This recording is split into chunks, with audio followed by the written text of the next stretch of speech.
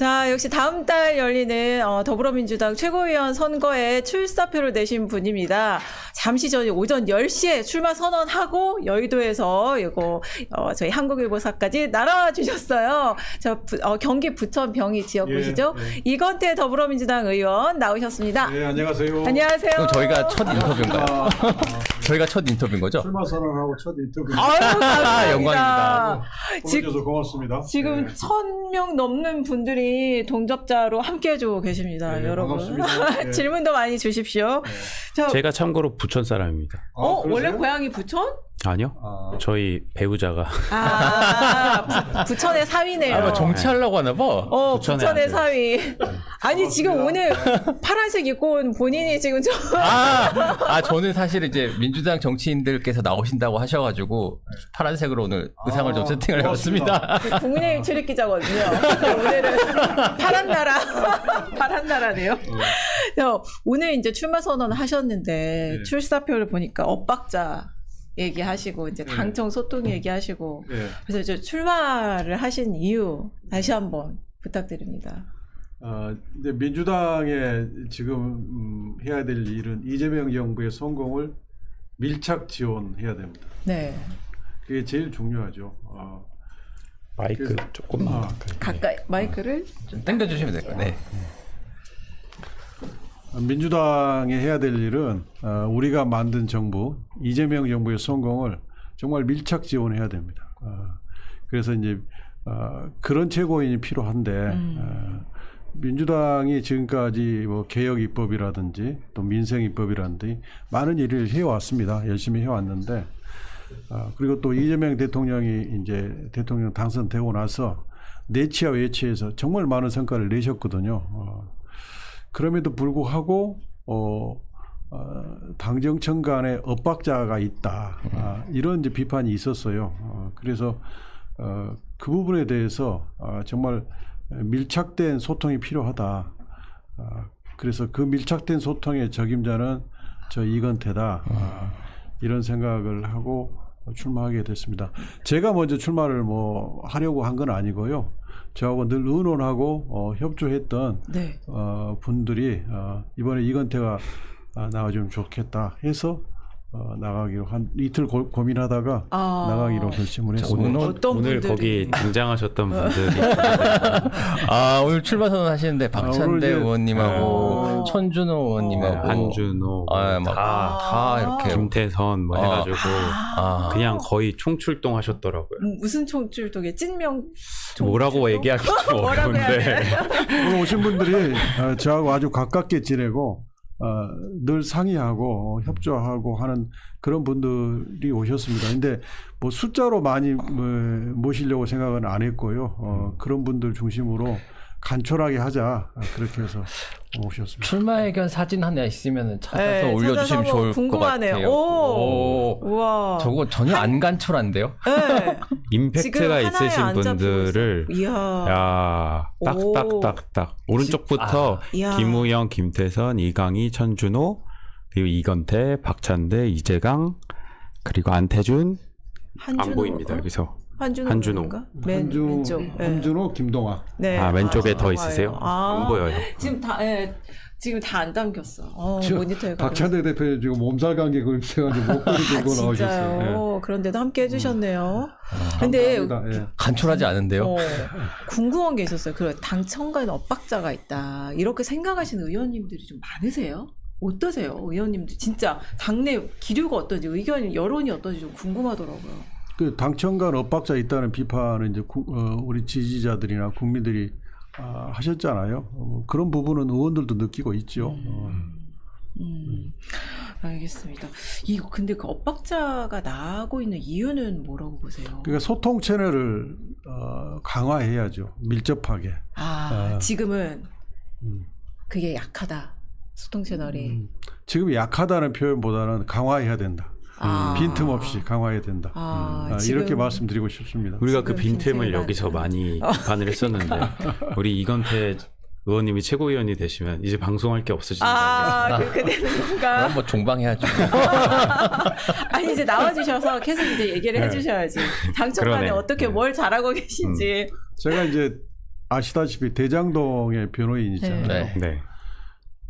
그때 이제 저희들이 중앙지법 서관 앞에서 땡볕에 우리 법조 출입 기자들 한 20-30명 앉은 상태에서 우리는 정말 억울하다. 이 사건의 진실은 이거다. 예, 정말 1시간 정도 기자회견하고 그랬었어요. 근데도 기사를 안 써줘요. 그때는 법조 그쪽 가서 예, 말씀하셨을 때. 그러니까 22년 10월 이후에 그러니까 윤석열 정권이 서슬퍼런 시절입니다. 법정에서 이제 정치 검찰하고 정말 대판 싸웠죠. 정말 정면 대결을 했는데 기사를 안 써줘요. 그때는 이제 과연 정치인 이재명이라는 분이 이게 생존이 가능한가 암울한 시절입니다.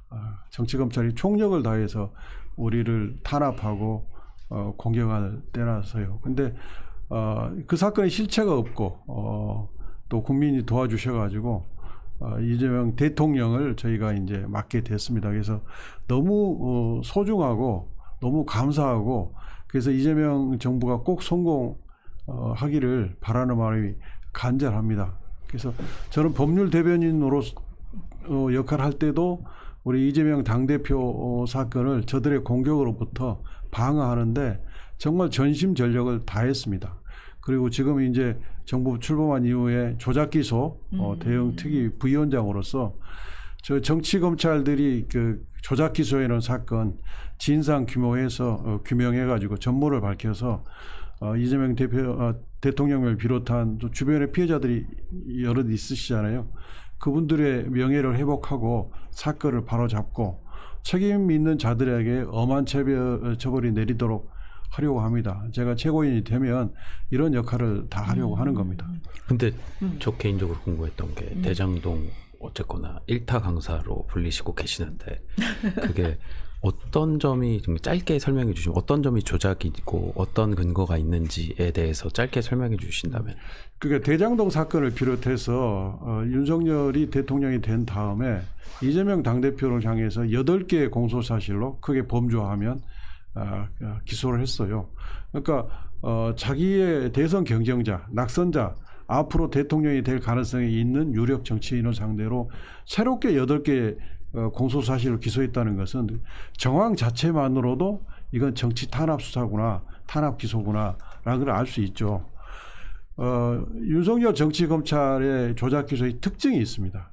그것은 뭐냐면 약점이 있는 사람을 구속한 다음에 그 사람의 진술에 기반해서 물증이 없어요.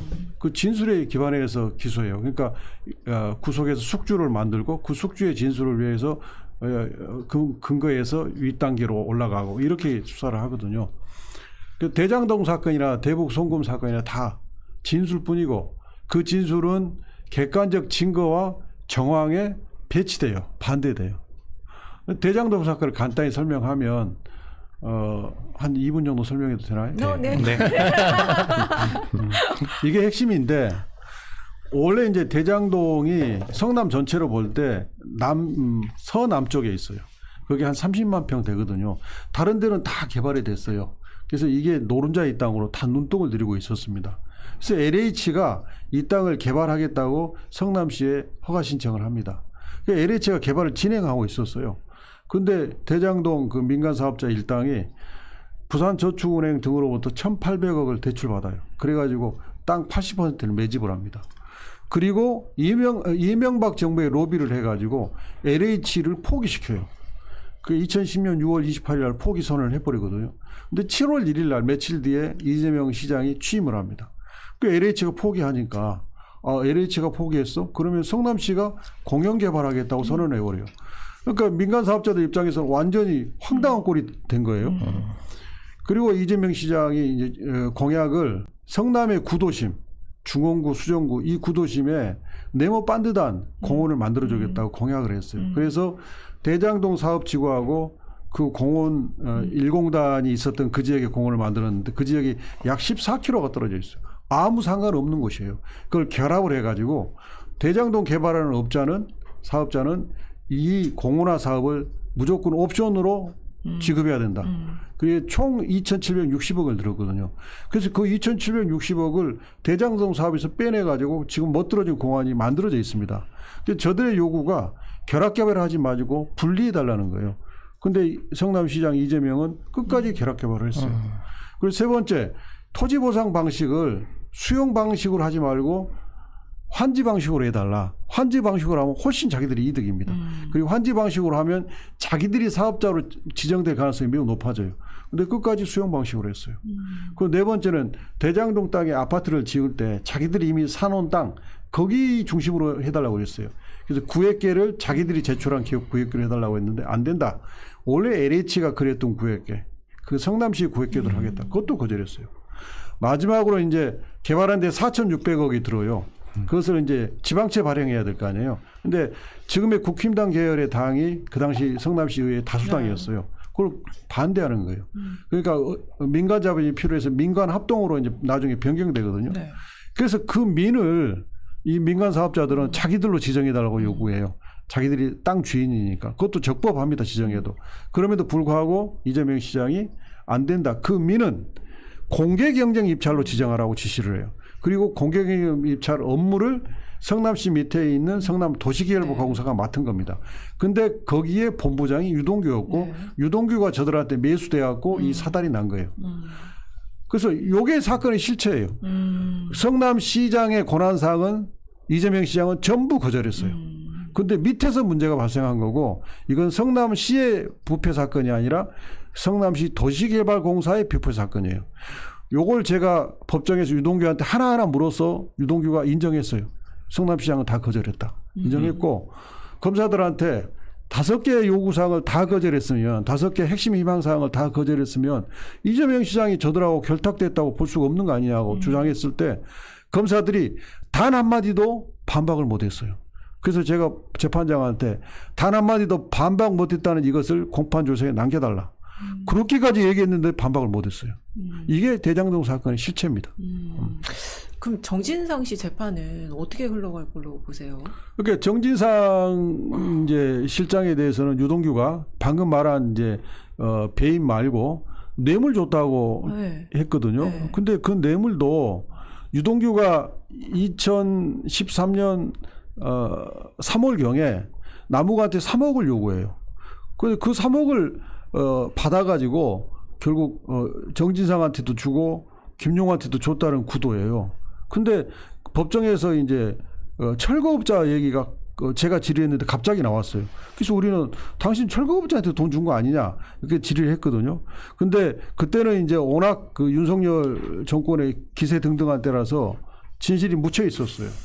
근데 최근에 철거업자가 진술서를 썼고 그게 대법원에 김용 부원장 사건의 대법원에 제출이 됐는데 그 취지는 이거예요.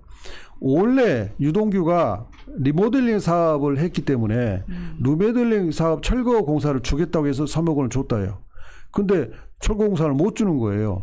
그러면서 성남 도시개발공사 기획본부장이 된 다음에 성남시 철거 공사를 주겠다고 했는데 또 못 준 거예요. 그러니까 자기들이 강력하게 돈 내놓으라고 압박을 했고 그래서 2013년부터 2014년까지 3억을 다 받았다. 그리고 마지막에 1억 5천을 받았다는 거예요. 2014년 초에. 그런데 그 시기하고 금액이 정진상, 김용한테 줬다는 시기하고 금액하고 일치해요. 그러니까 이건 거의 철거업자한테 반환한 돈을 마치 둔갑을 시켰다. 정진상, 김용한테 준 것처럼 지금 주장하고 있다고 저는 확신합니다. 대장동까지 잠깐 갔다 왔고요. 윤술님이요. 대장동 사건 변화부터 지금까지 잼통님 곁에서 함께하신 이건태 의원님 화이팅 남겨주셨고요. 수박씨발라님이 친명 의원분들 다 점잖으신 거 좋아요. 진짜 점잖으신 것 같아요.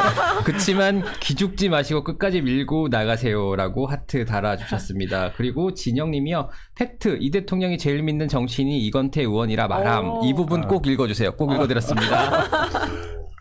네, 됐나요? 아니요, 더 읽어야 되는데 말씀하실 게 많은 것 같아가지고 네. 이따 또 읽어드리겠습니다. 이재명 대통령하고 그 인연은 언제 처음 그럼 시작되신 거예요? 제가 이제 윤석열 정치검찰이 기존의 일기 수사팀이 수사를 해서 기소할 때는 네. 유동규 나무 김만배를 네. 기소하는 그 공소장을 보면 네. 이재명, 정진상, 김용은 아예 등장을 안 해요. 일기 수사 때. 예, 일기 수사. 정용환 부장검사가 했던. 네. 그러니까 그때는 이재명하고 무관하다라고 결정을 한 거예요. 네. 그런데 윤석열이 대통령 된 다음에 중앙지검 수사팀을 완전 100% 개편합니다. 그래가지고 완전히 새 검사들로 바꾼 다음에 이제 이재명을 표적으로 수사를 시작해요. 그게 본격화 된 게 이제 9월, 10월 이때입니다. 2022년. 그때 제가 이제 대장동 사건을 이제 맡게 됐고 1차 공격을 정진상 실장을 상대로 했거든요. 이렇게 이 사건의 구조가 정진상 실장이 외성이라면 이재명 대표는 내성이에요. 그 외성을 먼저 무너뜨리려고 했던 거죠. 그때 이제 제가 기록을 보고 또 미팅을 하고 해보면서 이건 확실히 무죄가 명백하다 이런 확신이 들었고 그래서 이제 대장동 사건 변호인들이 하나같이 용맹정진합니다. 제가 이렇게 부드러워 보여도 법정에서는 아마 검사들이 저를 제일 무서워할 거예요. 왜 용맹정진하느냐? 우리의 의뢰인인 우리가 지금 변호하고 있는 정진상 또 이재명 대표님이 무죄임이 확실하다고 확신하기 때문에 우리가 진실의 편에 서 있다고 확신하기 때문에 용맹정진할 수 있는 겁니다. 우리를 변호하는 분이 뭔가 찝찝하다 하면 우리도 사람인 이상 용맹정진할 수가 없어요. 그런데 우리는 하나같이 이 대장동 사건을 변호했던 변호사는 하나같이 용맹정진합니다. 그 사건을 맡으시면서 인연이 처음 시작되신 거예요. 왜 어떻게 맡게? 그런데 그 과정은 제가 이제 여기서 말씀드릴 수는 없고. 그런가요? 일본에서도 네, 응원이었어요. 궁금한데. 네. 일본에서도 응원이었는데 미카 키무라 님이요. 이건태 의원님 응원합니다. 한국일보 세 분 품격 있는 방송 감사합니다. 만엔 보내주셔서 일본에서 왔어요. 일본에서 만엔. 감사드립니다. 최근에 이제 정청래 리더십에 대한 이제 언론에서도 비판이 많고 당원들의 비판도 많고 의원님들 사이에서도 좀 이거는 문제다라는 인식이 실제로 퍼지는 것 같고. 아영님이 이건태 네. 의원님 반드시 당선되셔서 우리 대통령님께 힘 보태주세요. 당원들 피말라 죽겠습니다. 15일인가 당원 당규 투표 또 간다는데 반드시 부결시켜주세요. 손 못 대주세요. 정확하고 충분한 절차를 거쳐 진행되게 해주세요라고 남겨주셨습니다. 여론이 이렇거든요. 근데 이것을 친명인이 친정인이 이런 구도로 가는 것은 민주당에 도움이 안 되고요. 저는 그런 구도로 가서는 안 된다고 생각하고 당 대표부터 권리당원까지 일치 단결해서 이재명 정부 성공을 위해서 가는 그런 최고위를 만드는 게 중요합니다. 저는 그 역할을 하려고 하는 겁니다. 정말 빈틈없이 이재명 정부와 소통하고 또 밀착해서 지원하고 그래서 반드시 이재명 정부가 역사에 남는 성공을 하도록 만들겠습니다. 이재명 대통령이 그 애민 정신이 매우 투철하고 또 능력이 매우 출중하기 때문에 지금 많은 성과를 내고 충분히 우리는 이재명 정부 성공하는 정부를 만들 수 있어요. 워낙 리더가 뛰어나기 때문에 그리고 미도가 딴 생각을 안 하시잖아요. 그래서 이재명 정부가 성공하면 우리는 정권을 재창출할 수 있습니다. 지금 우리가 정권을 잡았음에도 불구하고 협조를 하지 하거나 소극적으로 협조하거나 비협조하는 세력이 있어요. 왜냐? 그 민주당 정부 5년이면 끝날 수도 있으니까 기다리겠다. 이런 사람들도 있단 말이에요. 이런 사람들의 생각을 고쳐서 우리 민주당이 우리 진보 진영이 우리 사회의 주류로서 확고부동하게 자리 잡으려면 이재명 정부가 성공하고 정권 재창출해야 됩니다. 그렇게 하려면 이재명 정부 성공을 위해서 민주당 최고위원회 지도부가 똘똘 뭉쳐서 이재명 전부 친명이 돼야 됩니다. 저는 그걸로 하려고 하는 겁니다. 비협조적인 세력이라 하면 당내를 말씀하시고 당 밖을 말씀하시는 거예요? 당 밖이죠. 당 밖에 뭐 우리 지역에도 오피니언 리더나 이런 분들 중에서도 은근히 비협조적인 그런 경향이 있잖아요. 그러니까 국민의힘 지지층이 아닌데. 국민의힘 지지층은 당연히 비협조적이고 중도에 있는데 여전히 확실하게 우리 민주당을 마음을 주지 못하는 그런 분들이 있어요. 그것은 이제 우리가 정권을 재창출해서 한 10년 정도는 재창출해서 우리의 민주당의 가치, 민주당의 철학, 민주당이 그 중상층과 서민을 위해서 민주주의의 성숙을 위해서 일하는 정당이잖아요. 그러니까 그렇게 함으로써 우리 민주당의 그 집권 기반을 확고하게 다지는 게 중요하죠. 중도층 잡아야 된다 이 말씀이신 거네요. 근데 지금 약간 이제 중도층 잡으려는 노력을 안 한다는 뭐 비판도 있고. 근데 어쨌든 그 중앙위 부결 사태는 좀 여러 가지 생각해 볼 만할 것 같아요. 부결 소식 듣고 좀 어떠셨어요? 놀라지 않으셨어요? 이게 부결되리라고 예상을 하셨어요? 보통 중앙위는 거의 다 통과되잖아요. 그렇죠. 그래서 이제 저도 깜짝 놀랐는데 왜 이제 부결이 됐을까라고 생각을 해보면 이게 그 1인 1표제에 대해서 저도 찬성하고 이재명 대표님도 1인 1표제로 가려고 하셨고 처음에 100대 1이었는데 20대 1까지 줄이셨잖아요. 네. 그런데 이제 왜 부결됐을까 곰곰이 생각을 해보면 이 당내 민주주의라고 하는 게 기반이 받쳐줘야 돼요. 1인 1표제를 가는 과정에서 그래서 당원들한테 설명하고 당원들과 소통하고 당원들과 토의 수기하고 그런 과정이 필요한데 너무 급하게 가면서 그런 과정이 없으니까 그래서 이제 이 부결 사태까지 오게 된 게 아닌가. 그래서 제가 누구한테 들었는데 이 100대 1을 20대 1까지 좁히는데 약 7개월 걸리면서 소통하고 토론하고 접점을 찾기 위해서 노력했다고 그래요.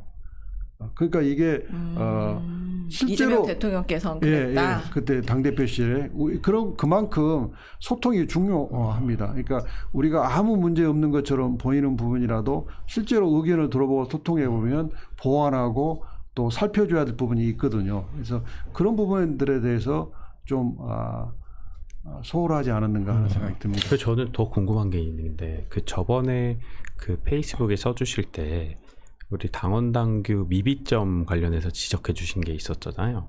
그 연임 규정 같은 거. 당대표 최고위원 네, 연임. 그렇죠. 그래서 그거는 나중에 이 당원당규 재추진을 하게 되면 그거도 다시 한번 추진을 하실 생각이세요? 네, 제가 그거 썼는데 그때 이제 중앙위원회 붙이는 너무 안에 급박했잖아요. 붙이는 안에 당대표 최고위원님이 이제 연임을 도전할 때는 언제까지 사퇴해야 되는지 사퇴 규정도 포함해서 붙이자 이렇게 주장했잖아요. 그럼 당연히 그렇게 돼야죠. 지금 다른 것 그 직위는 그런 게 다 돼 있는데. 있습니다. 근데 네. 당 대표하고 최고위원만 네. 미비가 연임을 하려고 도전하려고 할 때 동일 직책으로 도전하려고 할 때 그럼 언제까지 사퇴해야 되느냐 그 사퇴 규정이 없어요. 그럼 당연히 들어가야죠. 장현민님이요. 귀여운 댓글이 들어와서 소개해야 돼요. 장현민님이요. 이건태 의원님 진국입니다라고 달아주셨는데요. 거기에 그 밑에 대해서 겨울날들님이 이건태 노잼이지만 응원합니다라고 남겼어요. 응원이 중요한 겁니다. 응원. 하여튼간 응원을 다들 하고 계시다. 네. 예, 이런 말씀 전해드립니다. 노잼을 개선하도록 하겠습니다. 아니 근데 이런 말씀을 해주시는 의원님들도 계신 거고. 네, 그럼요. 그쵸? 예. 네. 다들 되게 저는 기자로서 되게 곱씹어 듣고 있거든요. 그렇죠. 예. 여기 엄청 취재 열심히 하고 있잖아요. 아니 이건태 의원님이 원래 이슈전 파사에 한번 등장했던 거 아세요? 한번 등장을 하셨어요. 사진? 언제냐면은 대통령 대선 때 그 불소추 특권 관련해가지고 제가 여기서 맞아. 어떤 한 기억납니다. 의원님이 아무리 법조문을 찾아봐도 국회 도서관 가가지고 네. 자기가 맞아. 그 불소추 특권 관련해서 책 9권을 나온 걸 시중에 나온 거 다 봤다. 근데 그 중에 6개는 별로 의미가 없었고 3개가 제대로 의미가 있는 것들이 있었는데 거기에는 다 재판 진행이 안 된다고 했다.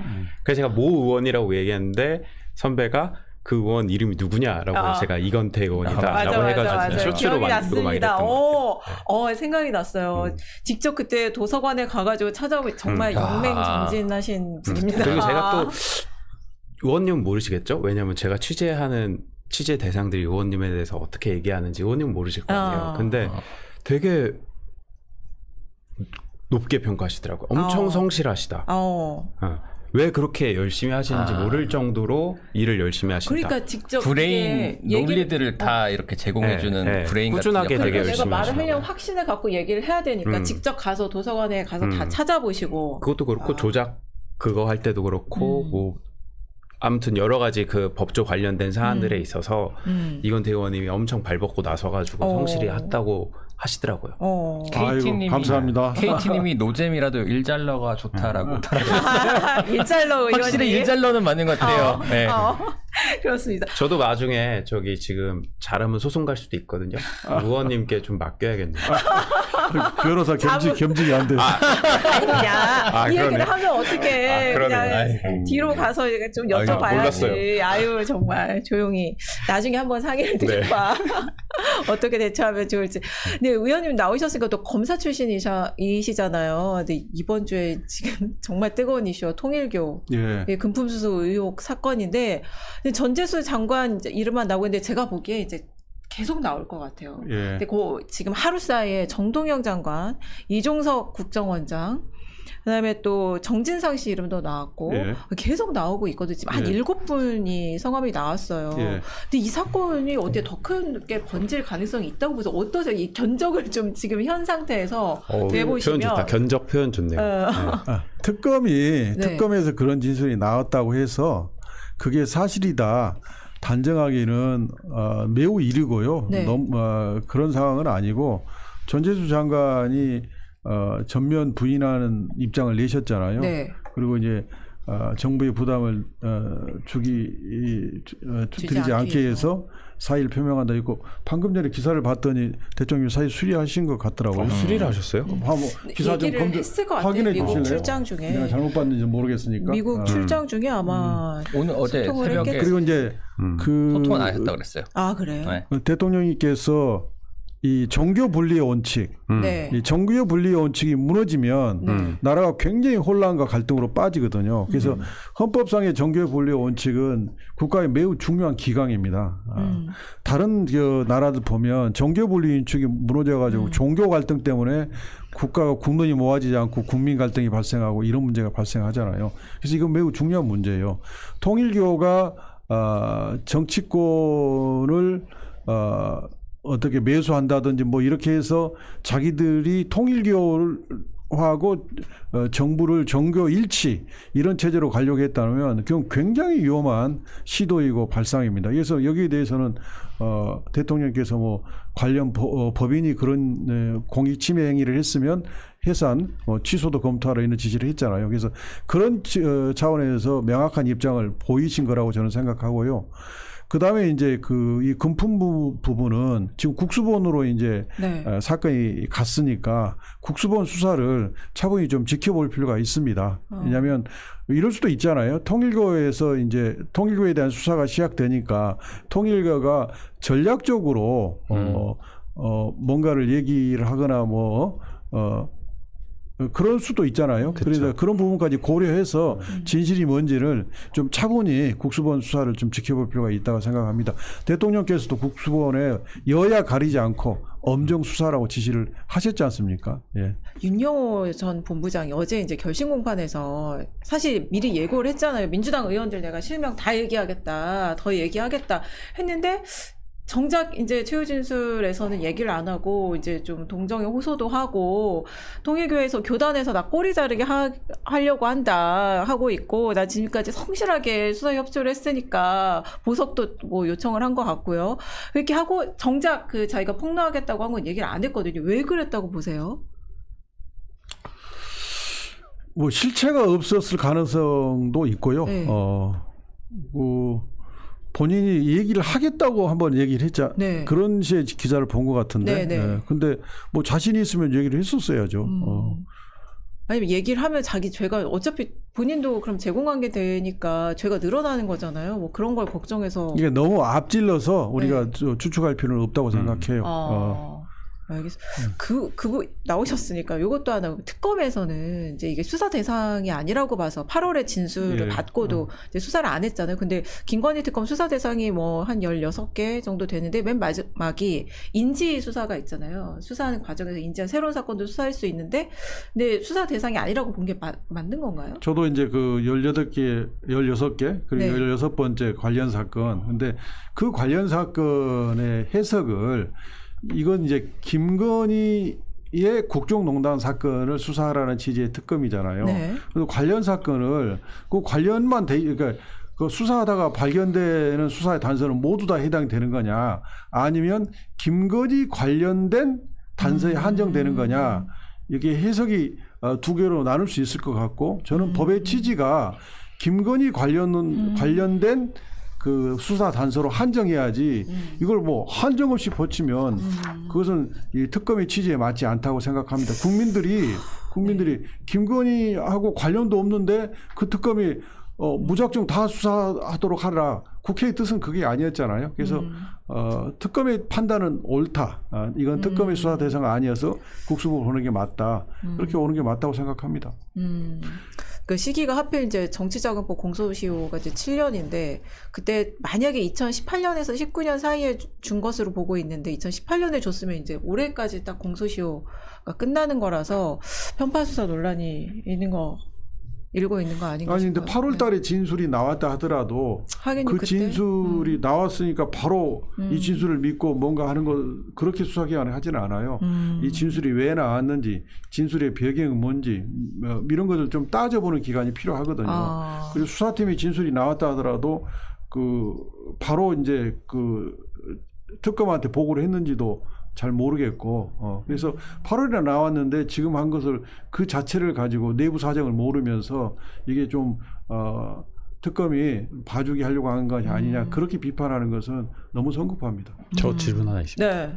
내란 전담 재판부를 위헌성을 제거하는 방식으로 법안을 성안하는 게 가능한가요? 가능하다고 봅니다.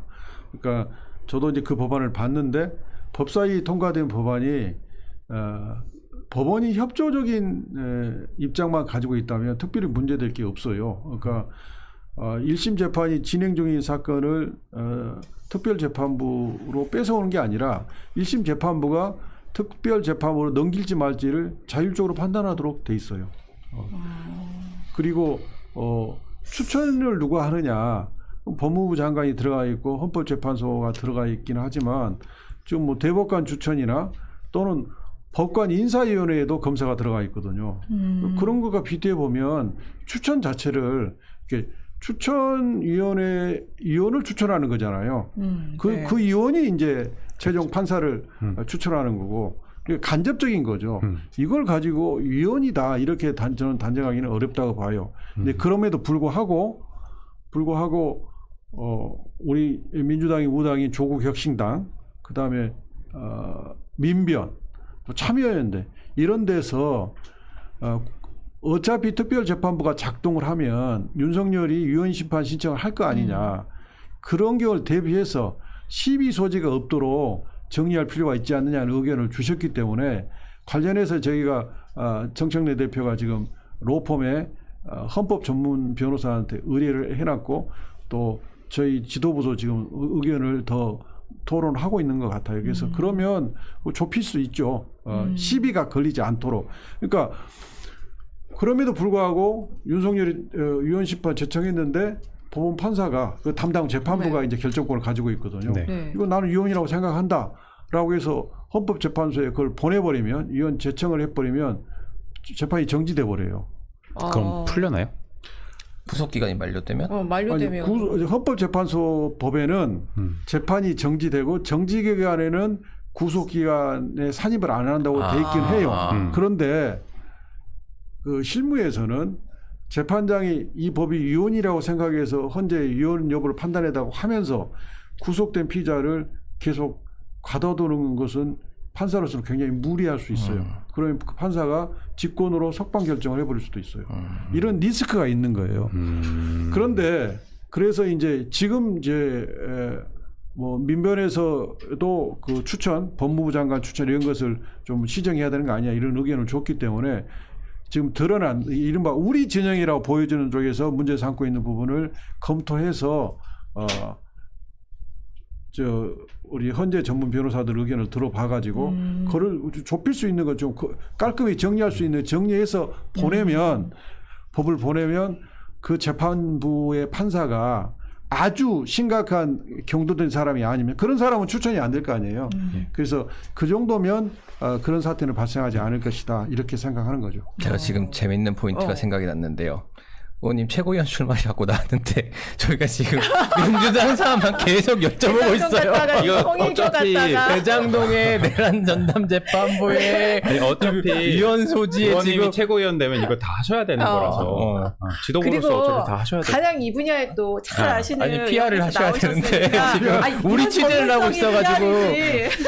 나 조금 이런 전문성 다시 최고위원 선거로 돌아오고 PR 포인트야. 저는 이제 네. 대장동 변호인을 하면서 이재명이라는 정치인의 가치를 제가 확인했어요.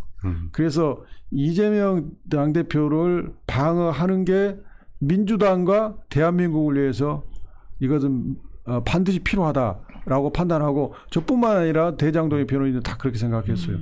그렇게 해서 이제 제가 운이 좋게 우리 주민들의 지지를 받아서 국회의원이 됐는데 그래서 그 생각이 확고했기 때문에 저는 법사위 하면서 일관되게 저는 줄곧 이재명 당대표 사건 방어에 집중했습니다.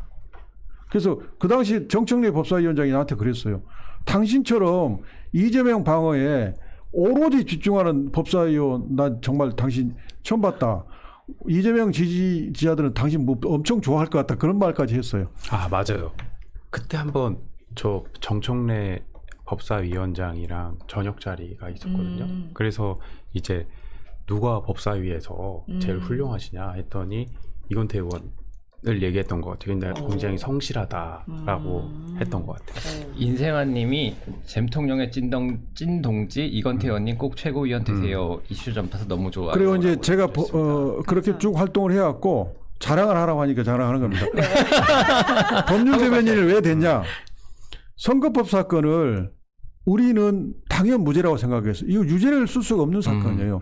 근데 집행유예가 선고됐잖아요. 네. 그래서 제가 판단해 보니까 이 조희대 대법원이 이 사건은 방향을 저기해 놓고 몰아가고 있지 않냐 하는 의혹이 정말 강력하게 들었어요. 저는 그랬다고 확신하는데 그래서 제가 대표님한테 이렇게 가다가는 큰일 날 수도 있겠습니다. 그러니 언론 대응을 확실하게 해야겠습니다.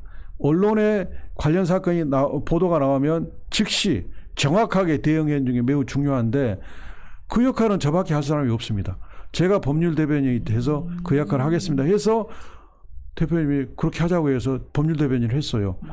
그렇게 해서 이제 대표님 사건 방어하고 또 그런데 한 보름 있다가 탄핵 전국에 들어갔잖아요. 그렇죠. 탄핵 재판하는데 저쪽 변호인들이 막 되지도 않는 궤변을 쏟아내는데 국민들이 볼 때는 그래도 그럴듯해 보이는 경우가 있었어요. 그때마다 하나하나 저쪽에서 하나 하면 나도 하나 반박하고 이렇게 해서 제가 이겨내 왔거든요. 그래서 저는 시종일관 이재명 대통령의 탄생 또 이재명 정부의 성공을 위해서 제가 그 교를 걸어왔습니다. 근데 이번에 최고위원은 임기가 사실 길진 않잖아요. 근데 좀 결심하시는데 좀 부담되진 않으셨어요? 이제 정치라면 그런 고려를 하지요. 근데 이제 아까 말했듯이 이제 제가 의논하고 협조하고 하는 관계에 있는 분들이 의논해서 이건태가 나가줬으면 좋겠다고 말씀을 하셨을 때 저 뭐 열심히 제 할 일을 열심히 하는 스타일이잖아요. 근데 그 역할을 저한테 주었어요. 그럼 저는 거기에 순응하는 게 맞지. 뭐 8개월짜리, 7개월짜리니까 따지고 하는 것은 그것은 아니라고 봐요. 정치인은 뭔가 자리를 맡을 때는 자연스럽게 순리에 따라서 주어지는 게 가장 좋습니다. 저는 이게 지금 제가 이 시점에서 최고위원 하는 게 제 역할이라고 생각합니다. 노잼이신 거 빼면은 정말 너무 훌륭하십니다. 맞아. 그러니까 정치가 자랑도- 너무 재미를 추구하면 안 돼요. 그렇긴 하죠. 아무튼 그 마지막으로 이 최고위원 이번 최고위원 선거 벌써부터 관심이 되게 높거든요. 왜 중요하다고 보시는지 그 당원들한테도 또 지금 시청 많이 하고 계신데 한 말씀 부탁드립니다. 아, 최고위원 연임하시래요.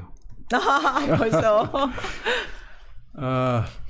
우리가 내란을 극복하고 이재명 정부를 탄생시키기 위해서 우리 당원들이 얼마나 많은 그 정성을 보였습니까? 눈물도 많이 보이고 저는 이재명 대통령 당선됐을 때 정말 그 많은 그 순간들이 파노라마처럼 지나갔습니다.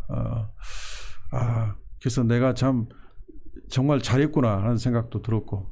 근데 이제 이재명 정부가 지금 이제 들어선 지 6개월밖에 안 됐잖아요. 그래서 이 6개월의 짧은 기간 중에 국가를 완전히 정상으로 다시 바꿔놓고 많은 성공을 거두고 있습니다.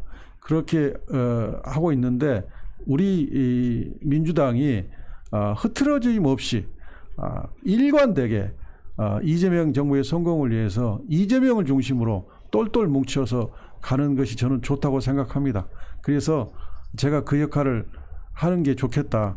저는 지금 당정청 그래서 지금 청와대에 있는 참모들과도 허심탄회하게 그들의 속 깊은 고민까지 다 소통할 수 있거든요. 명통.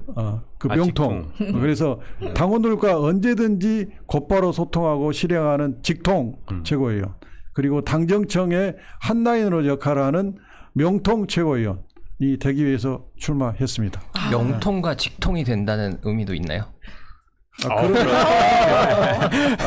그러네. 가장 최근에 한 통화는 언제셨죠? 하여간 최선을 다하겠습니다. 제일 곤란한 질문. 근데 뭐라 말씀 못 하시고. 아유, 의원님 감사합니다.